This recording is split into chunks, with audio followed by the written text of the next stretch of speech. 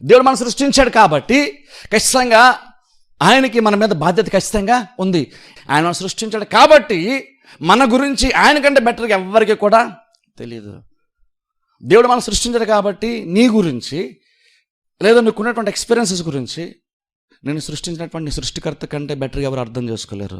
నంటే నీ కుటుంబ సభ్యులు అర్థం చేసుకోలేరు, నీకు బాగా తెలిసిన వాళ్ళు అర్థం చేసుకోలేరు, నీ బంధువులు కూడా అర్థం చేసుకోలేరు.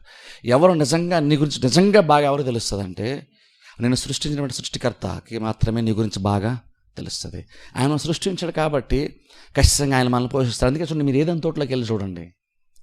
ఏదైనా తోటలో అసలు ఆదాముకి తన మధ్యాహ్నం బహుశా 12 అయితే తనకు ఆకలేస్తుందని, ఏదో తింటే కానీ తృప్తిగా బతకలేడని, ఏదో తింటే కానీ బలం రాదని బహుశా ఆదాము కూడా తెలియదు.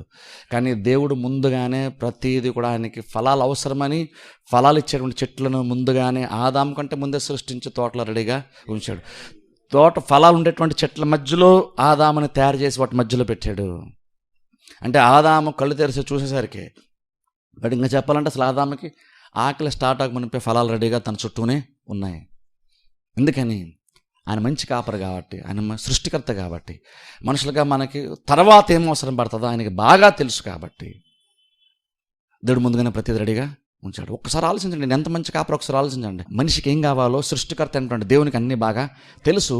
అందుకని ప్రతిదీ సృష్టించి ఉంచాడు. అందుకని ఏదైనా తోటలో కొదువ అనేటువంటిదే లేనటువంటి కండిషన్లో మనిషిని దేవుడు పెట్టాడు.